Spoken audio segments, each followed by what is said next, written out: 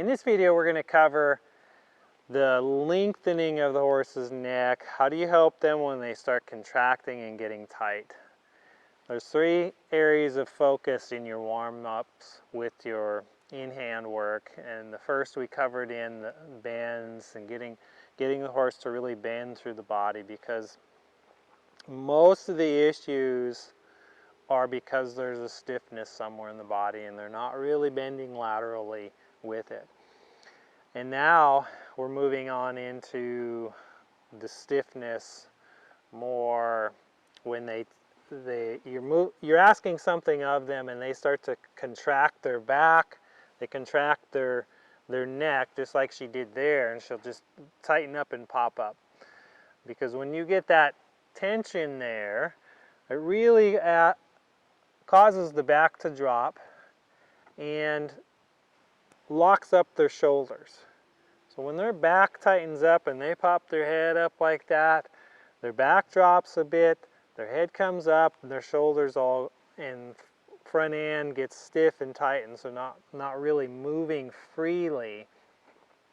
So how we help with that is through the bends. And that's why the bends are so important. And by lengthening, getting them to stretch their head and neck down.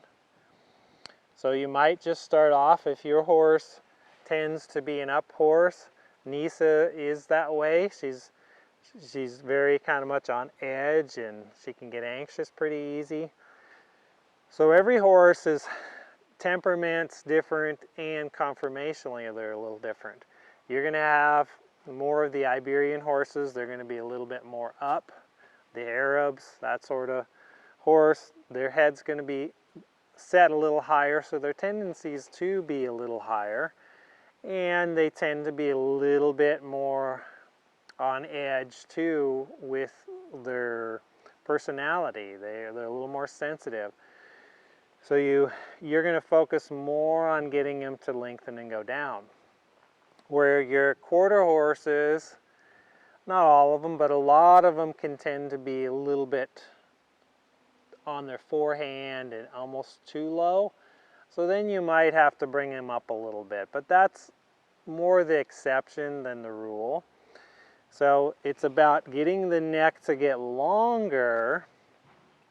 The distance between the wither and the ears, can you lengthen that? So like if I put my whip here and I mark where she's at there, and I'll go right to the end of the hair here so you know I've got the same spot, and I mark it there.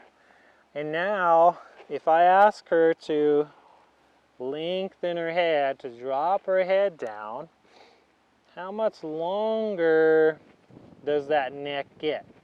We'll see if she'll keep it down there. She's kind of just popping back up again. Yeah.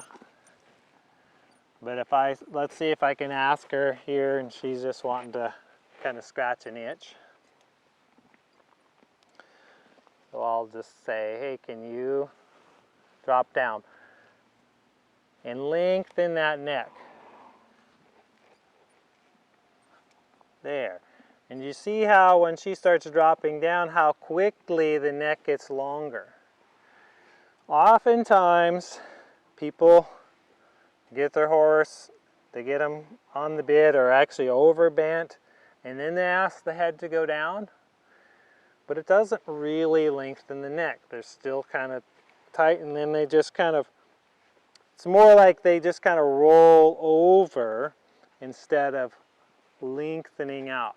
And you want to make sure that you're getting length in the neck. You're stretching that neck. Yeah, it's getting longer, allowing the whole body just to kind of release and get longer.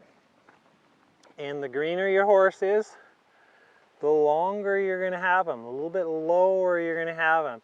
The more advanced they get, you can start to bring them together a little bit more and start to lift them up.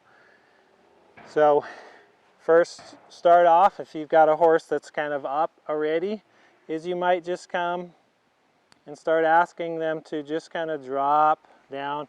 And you can even do this with the halter and lead. Just get them a little longer there. Then you're going to start asking them to come together and go for a walk. So as I'm walking, so I'm going to connect her up, and then she kind of gets a little bit too up and a little bit of contraction there, so I'm going to ask her to flex her head and neck and encouraging her to drop. Yeah, and as soon as she softens and lengthens that neck, I'm like, okay, I encourage her to go down. And as you ask them to go down, make sure it's a forward and down and not backwards and down. Because backwards and down, they're going to start to overflex and kind of just drop on their forehand. We don't want them dropping on the forehand, we want them releasing the back, getting longer. So that's the whole idea there. So I'm going to pick her up, get her to connect together here, getting her soft. Again, she kind of pops up. And so I'm going to ask for some flexion. Yeah, and I'm looking for her to want to relax and come down. So I'm going to ask for the band, and at some point she's going to go, well, hey, can I release? Can I go down? And you're going to go, oh, sure, I'd love for you to do that. To really stretch down. Now I'll just kind of, we're just walking around there. Now I'm going to show you a little pattern that I like to use. So I'm walking along the rail, and I'll wait till I get to the other side. So I'm connecting her up, getting her a little bit more on the bit, getting her a little softer in my hand. And as I put a little more contact with the outside rein, she then oftentimes pops up. So then I'm going to bend her, use the band to help her to soften. There, good. And then as soon as she wants to soften, I'm going to let her release down and do a circle. So I'm going to allow her to lengthen and stretch that neck. As I come back to the rail, I'm going to pick her up. And then I can head down the rail and do it again. So I'll pick up, do a little bend towards me,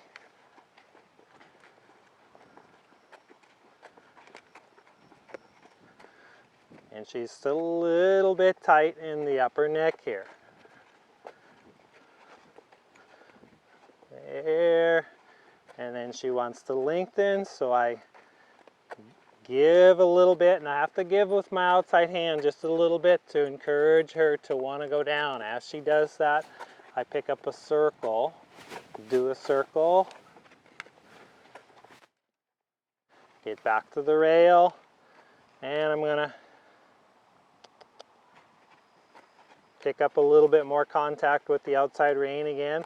And I do that by just sliding my outside rein hand, this hand that's on the shoulder, I just slide it down a little.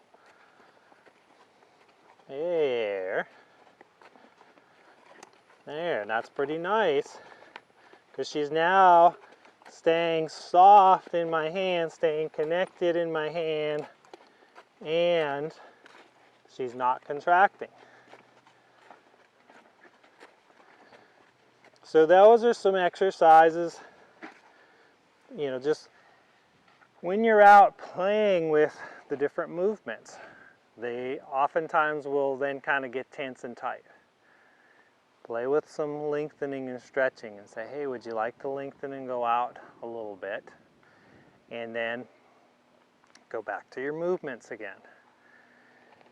It's all about helping your horse. What does your horse need? What's going on with them? How can you use the different movements to give them what they need? So if they're contracted and tight, how can you spend a little bit more time? Maybe it's more bending that they need. Maybe they need to stay longer. I mean, where they lengthen that neck and they stay down there for a longer period of time, because it's so easy for them to always kind of just be up here. And like I say, the horses that are mentally kind of more on edge, like for her, when I started doing this work with her and getting her to really stretch and lengthen this neck, her whole demeanor started to change. She started to be more relaxed all the time, because she tends to be a tense horse, and so if her neck's always tense, that's going to compound her tension. But the more I can get her to keep a nice, long, relaxed neck, she's like, oh, I can stay relaxed, and it keeps her more relaxed throughout everything I do. So that's another wonderful benefit to doing this work. So go on out there, play with it, let me know how it's going, and we'll see you in the next video.